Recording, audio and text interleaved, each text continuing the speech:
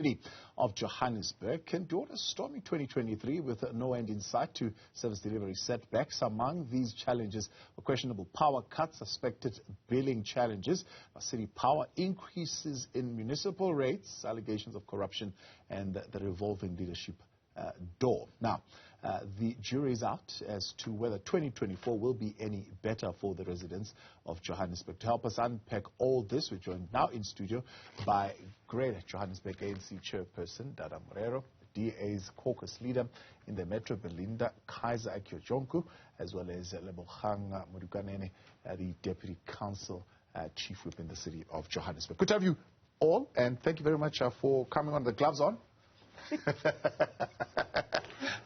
You ready for a good conversation? Yes. Maybe let's start there. I mean, already as the year begins, it seems there is already a question around a rates boycott. The finance MMC saying there will be no rates boycott in the city of Johannesburg. In fact, it's a counter-revolutionary attitude.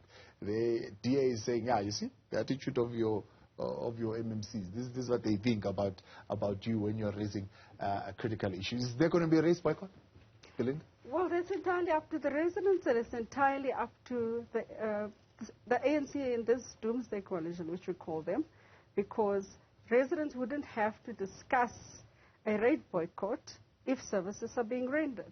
And that's the challenge that we need to put to the ANC, who's managing the finances in the city of Joburg. So it's entirely up to the residents and the current ruling coalition. Yes, look at Lack and they say you have a very destructive approach to this thing. Firstly, you want to dissolve the council. Others said, no, this is a call that has no proper plan. Then you want to get the finance, the municipal manager fired or not appointed the way that is appointed. You want him out. And then at some point you're calling for a race boycott, as if you are just wanting to deliberately destabilize this council. Tava, that's incorrect. What we want is we want service delivery to our residents. We want residents to be heard, and we want good governance. This administration has been talking about good governance since the beginning when they came in. And by the way, the ANC has been talking about good governance since 1996 when this Johannesburg became a metro. We have yet to see good governance because where the ANC stops oversight and not bringing reports through Section 79, or we have to beg for oversight, we have to beg for information. What is there to hide? Those are some of the critical issues for us. And one big thing for us is the politicizing of service delivery. What we've seen in the city of Joburg at the moment is that it's almost as if they wait to see where the complaint comes from, and not the merits of the complaint. We have emails where the city manager, for example, will talk about DA councillors. We have asked for engagements with the MMC of Finance, and he's made commitments to come back to us, for example, with regard to the budget before it was tabled. We haven't received him coming back to us. So we know that when the DA approach, we come in good faith, and we're not getting that good faith back because they first look at where does the complaint come from? Yeah. And for us, give me an example of that politicizing of service delivery. For example, we had sent a complaint to the city manager. Let me just use that as an example. We've sent complaints to the city manager. We had residents asking us to tell, you know that we've got load shedding, for example, all the time. We know it's there, but then residents have load shedding and outages after load shedding, up to 6-7 hours. Now, you must know that there are businesses, there are residents, there are elderly people who are very frustrated with all of this. So they ask our councillors and councillors across the city, tell us how much we are spending, how much we are giving the city of Johannesburg. We're not getting any rebates, but yet we have to spend extra money on generators and solar panels, and there's no discussion on rebates for at least the extra money we're spending. We've got people that are spending up to 10 million rand, a month on power, for example, and they're spending an additional 5 to 7 million rand on generators. These are businesses. These are businesses, yeah. and they employ people, and they are not getting any sort of slack from the city if they don't pay. They forget about the fact that they've had to spend an additional 5 million rand on generators. They cut off the electricity. And that is a very unsustainable, unfair situation. And when we try to reach out, we are left with closed doors. And that is why we're saying it's not that we're destructive. We want good governance. We want answers. And when we get those answers, look at the merits of the complaint. Don't look at where it comes from only. Look at the merits. And that is where we got emails from the city manager who say DA councillors are trying to be deliberately trying to destabilize. How do you destabilize the city by asking, tell us year on year how much city power per ward was receiving from residents? Yeah. Is that difficult to ask and difficult to answer? Surely they should have the records on these things. We'll see. We'll get the government of national, local unity to respond in a moment. But let's bring Action SA here. Is there a project to destabilize the city of Johannesburg? No, from Action SA, there's no project to destabilize. And we are always open to speak to any party for the betterment of the city. So the problem is on the other side. So far, Action SA has brought numerous motions to council, and good ones that made sense. But because, again, service delivery has been politicized, those motions were rejected in council. It's either at programming because certain parties use their numbers, you know, and it doesn't speak to their conscience. They don't look at what the problems on the ground is. So one of the issues that has been raised by Action SA, certainly from where I'm sitting, is recently you saw the 9 judgments passed in favor of the city around hijacked buildings, and you're saying the city is lackluster, for lack of a better word, in its approach to this issue. You're saying you're calling for them to take this matter a little bit seriously. Talk to me about that. Yes, this GLU, they've turned their backs on the city of Johannesburg and its residents.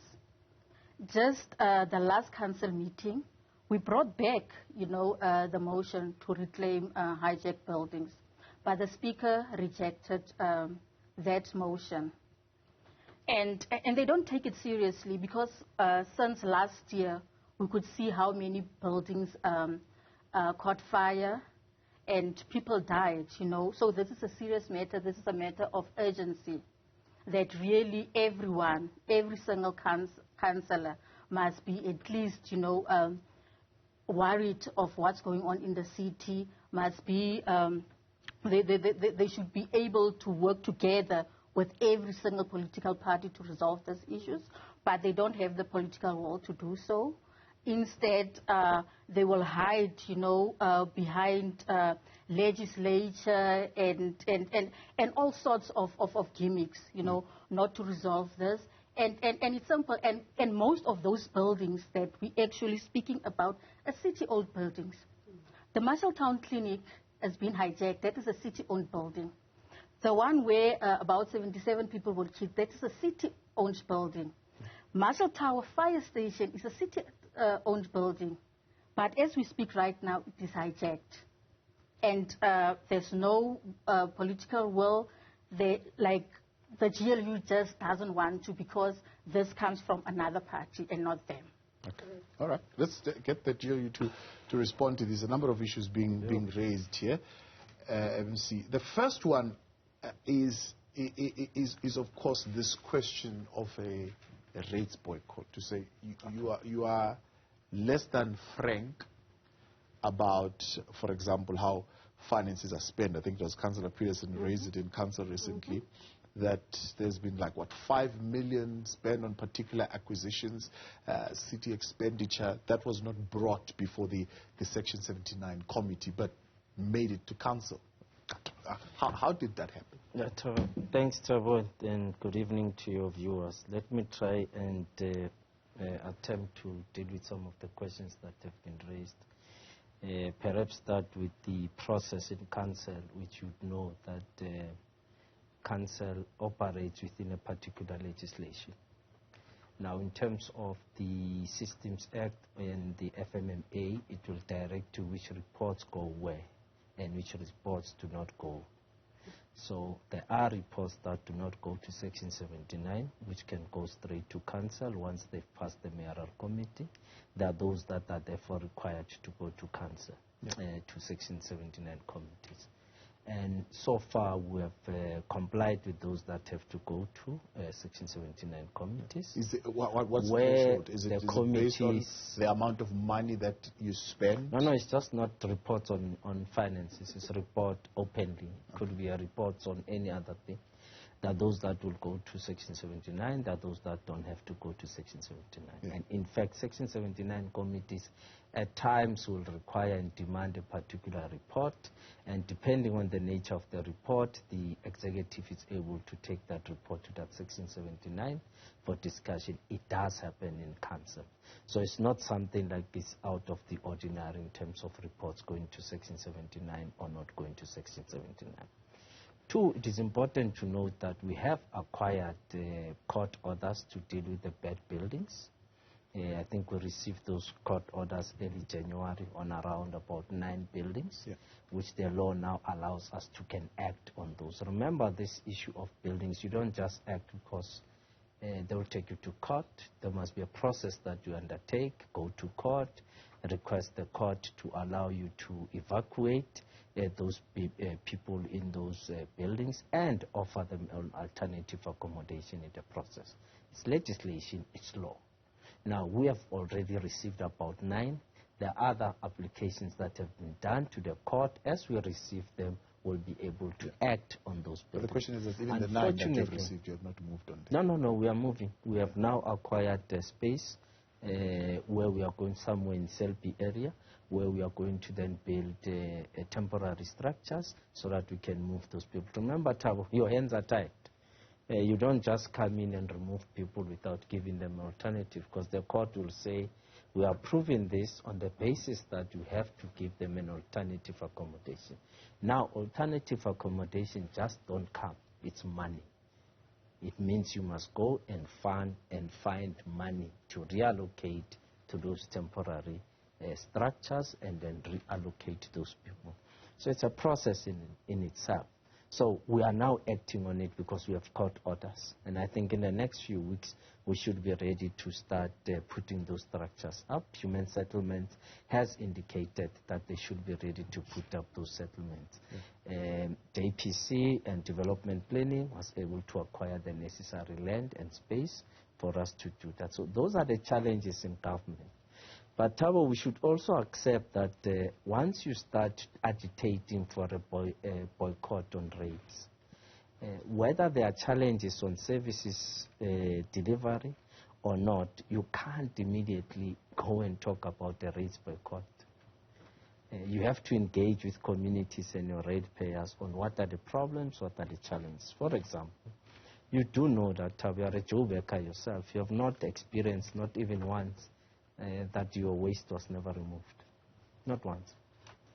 And I can tell you now, even our satisfactory index in terms of waste removal is sitting at around 80%, which tells you that we are focused in terms of the basics of local government. Yes, there are challenges in terms of potholes. Of course, it's a rainy season. There will be worse, there will be more. But there's also work that has been done in terms of resurfacing of roads. We have done over 100 kilometers in terms of resurfacing of roads. In some of the areas, as you drive along, you'll be able to realize that, in fact, this road was resurfaced. Yeah. There are also unfinished projects, which we're going to come to. Let's talk a little bit about that. You yourself has admitted that you overshot in terms of your own budget of 80 billion. And you've under-collected with a couple of billions, actually, yet you've overspent with a couple of hundreds of millions. And this is what is putting you in this type of challenge where you would have had projects that were unbudgeted for lack of a better word. Well, Thabo, you'd know that we passed the budget at an assumption of about 87% collection rate. And of course, with time, we realized that there are challenges in terms of collection, and this could be one. The current economic climate, which all of us know that a lot of people are in difficulties we will also see that our indigent register is actually increasing, and not only from people in formal settlements and the township, but also people in what you'd normally call the former suburbs. Now, it indicates that there is serious challenges economically, and people do not have the ability to pay for services that they've received. Two, in terms of our bulk services or bulk purchases, we have realized that we're not making the profits we should be making in terms of sales of water and electricity, so that we can fund our projects and our budget. And this is as a result of load shedding, as a result of technical and non-technical losses that we're experiencing. You'd know that our technical losses in terms of electricity are sitting at about 28 to 29%. Which is a challenge in itself, and there's a lot of illegal connections. In some areas, we do act on time to try and remove those illegal connections. You're also experiencing just around 30% to 35% of water losses. They say 45%. Yeah, it's almost at 40%, and we can't deny it as the government. We have long went up front to say, look, our water losses, both technical and non-technical, sitting at about 40%. It is a concern, and something has to be done, especially in as far as the technical losses are concerned.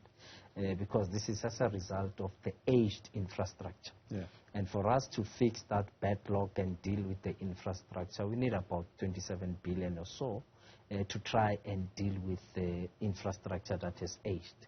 And there are programs that we've put in place to try and raise that capital to help us to deal with infrastructure, and in that we will be able to guarantee and protect our revenue. Okay. So that is the programs that we are now focused on to deal with infrastructure refurbishment. Let's take a break. The Chief Whip of the Joburg Caucus of Action SA, and your thoughts on 072-110-5584. So, Belinda, before we pull out some other issues, let's talk to this question of, there are some reports that don't have to go to Section 79 committee. They can go straight to council. I think the ANC, let's say Dada Morero, is economical with some of the information. Let me put it this way. Firstly, oversight committee, Section 79 committees are oversight committees, and they can request any reports. That's the first part. And they are there to at least interrogate what the administration is doing. And if councillors are being surprised when reports are coming to council, you've got to ask yourself, surely some of the issues that they raise in council could have been scrutinized, and possibly some changes or corrections could have been done at the Section 79, so you could provide the answers as the administration. That's the first part. I want to talk about the issue of the Section 71 report specifically. Yes, it's correct. It does not need to come to Section 79 committees. However, that is more of like the liquidity. It will give you an idea of what the finances of the city looks like. Yeah. If the city has nothing to hide, why is it so difficult for them to bring those reports to the Section 79 or any councillor who is asking for those reports, even though it doesn't have to come? So for us, it's a lack of transparency because they have something to hide. They are hiding about what exactly is happening with the finances in the city. Yeah. So what do you think the reserves are sitting at right now, according to you? I think is it November or October? I think it was sitting about 3.9 billion cash reserves, or maybe 2.4 billion is what the Freedom Front Plus here seemingly is suggesting. It's probably much less at this point, much less. And MMC? The ANC would be able to tell you that. Look, between December, 31st of December, we're sitting at about 32 days coverage in terms of our cash reserves, so it shouldn't be an issue. We're not worried. The national norm is actually 30 days, so we're sitting at about 32 days. Yeah. So between now and January, we're still sitting at about 26 days. So we should still be comfortable moving into March. So, but they say one of the areas that's draining that amount of money is you're losing 1 billion rands to city power every month. Is that true? Look, there are a lot of challenges, as I said. One of the key issues that you're experiencing, as I said earlier, the bulk purchases and against what we collect, it's not the same because of your load shedding. It's one of the things, the technical losses. So reality you're is... losing customers? Not only customers. Let me qualify it proper. You're losing the electricity itself through your technical problems, illegal connections, etc. There's a lot of vandalism that's so you do lose a certain percentage of electricity too. Load shedding has also been made difficult from what we buy and what we sell, unable to raise the revenue that we require. So as a result of that, there's vandalism that we have to replace some of the substations immediately that we might not have budgeted for. For example, in Roodepoort, as a result of the Zamazamas, we had to immediately remove and move a substation which was almost collapsing to the ground into another area, which meant we needed to shift 60 million from somewhere so that we can address this, because it was going to affect customers in the Roodepoort area. So those are some of the challenges that we have. But of course, with the national intervention currently on Zamazamas in the Roodepoort area, we think that we'll be able to resolve the Zamazamas. I think national government has been pushing quite hard dealing with those Zamazamas. So it is important to then understand that those challenges are there. We've also accepted that our overdraft at City Power has actually increased. It's a serious concern, and we need to address... Why is it 14 billion? It's the structure, and you'd see that increase started immediately in 2017. In 2016, we didn't have that. In fact, we had the surplus. But in 2017, it started rising. Now, you need to ask yourself, between 2017 and 2019, who were in charge and allowed that situation to happen. Now, we find ourselves in a situation of trying to correct what is an historical problem. And we're trying as much as we can to try and resolve and bring down that overdraft. So in the last year, we've tried our level best, but there are a number of challenges that we need to still focus on. We've given ourselves another year to try and deal with that overdraft and bring it down. But unfortunately, it's showing an increase, so we require some kind of a serious intervention to deal with it. It's a concern. And it's not only with City Power where we're experiencing an overdraft situation. We're experiencing the same with Joshco. We're experiencing the same with Metrobus. And we want to address this thing seriously.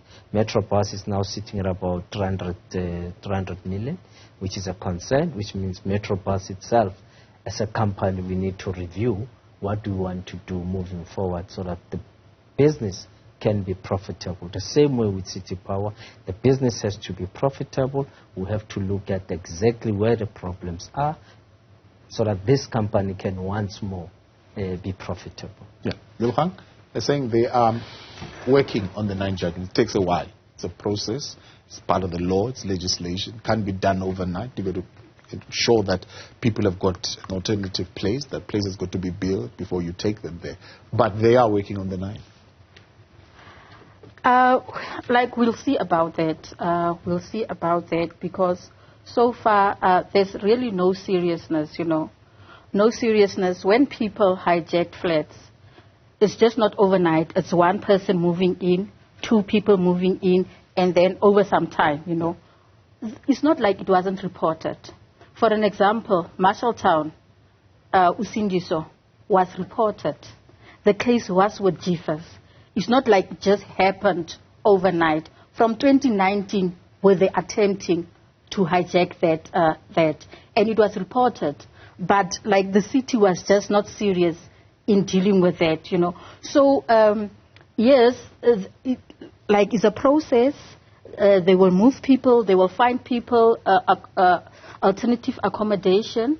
But as well as with the Usindiso, they've moved people somewhere to Denver. And that's also like stripping their dignity. If you can go and see where those people are placed when it's raining, we've covered that a number of times. Yes, it's flooded. How it looks like. And they took people away from their economic activities, far away. Now people have to travel. They can't even come to the CBD where they were working and hustling. Yeah. Yes. So EFF says that's what you get. I spoke to the community safety MMC, says, well, we'll move them to Denver because there's pressure to deal with hijacked buildings. And when we deal with hijacked buildings, you've got Seri who will take you to court. And so when you win these, because they don't want this process of saying, move for now, not evacuate, but relocate so that we fix the building and then you come back. So then you leave us with no option but to take you to Denver. Yes, like I understand the city's difficulties, not adequate alternative accommodation.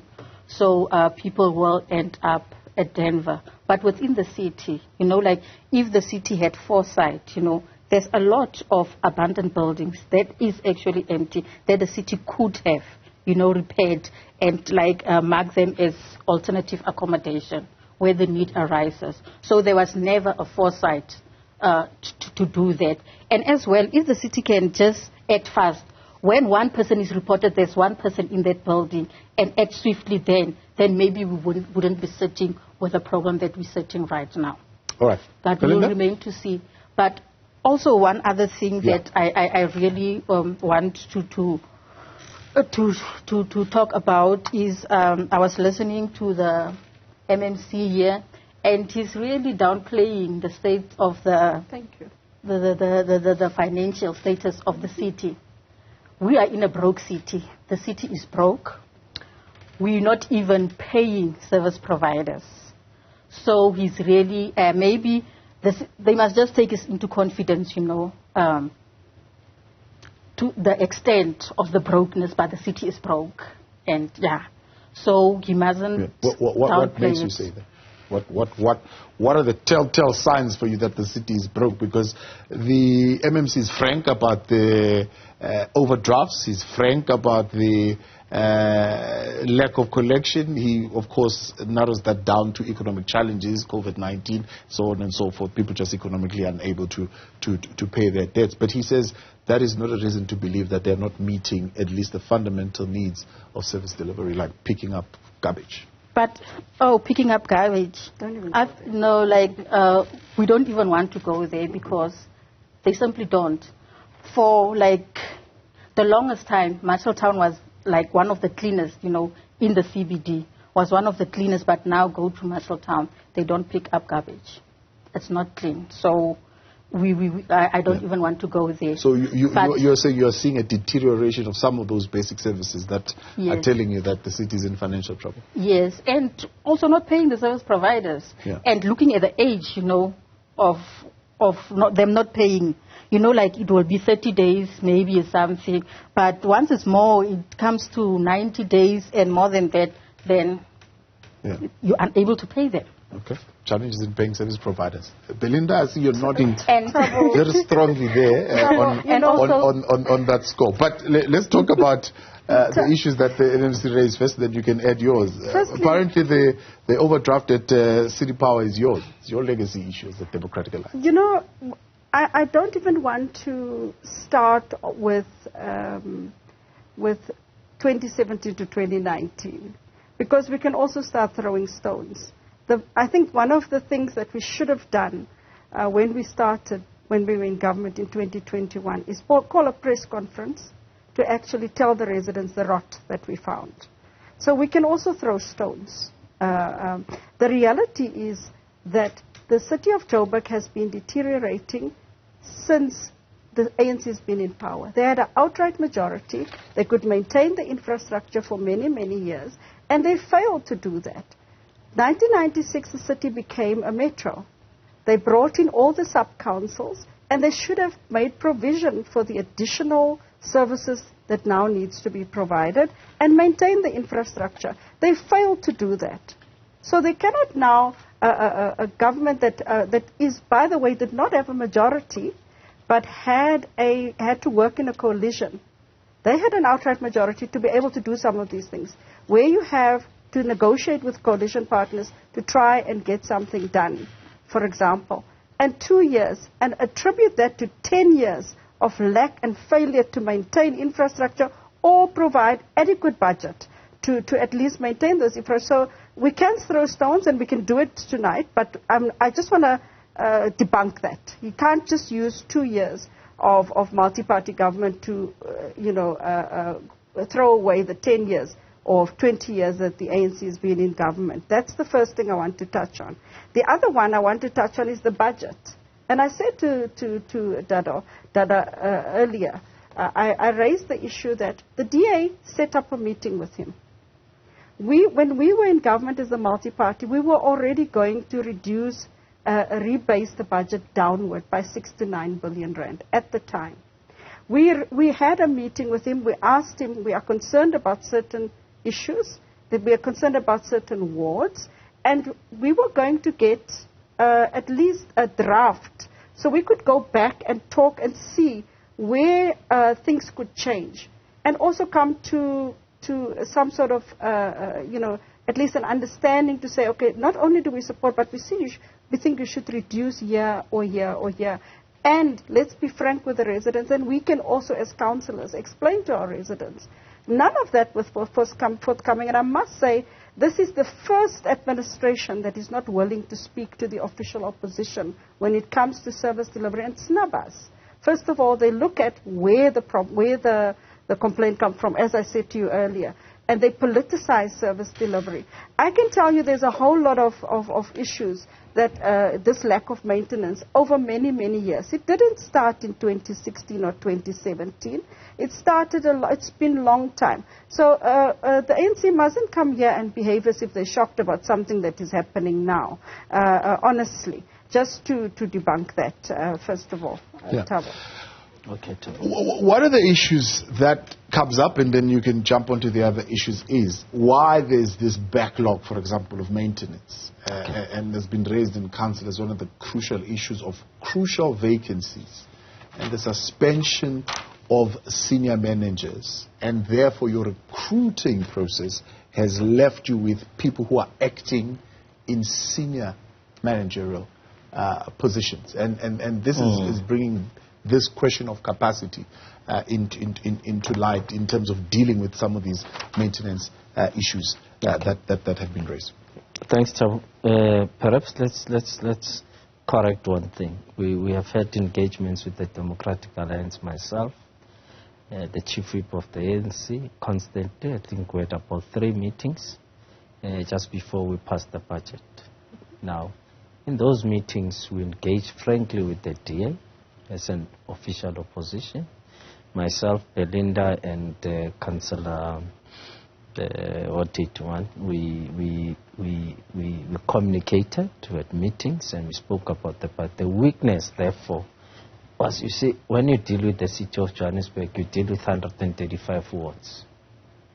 You don't deal with 50 wards. And that was the weakness of the meeting, because you wanted us to be dragged into a discussion that only looks at the 50 wards.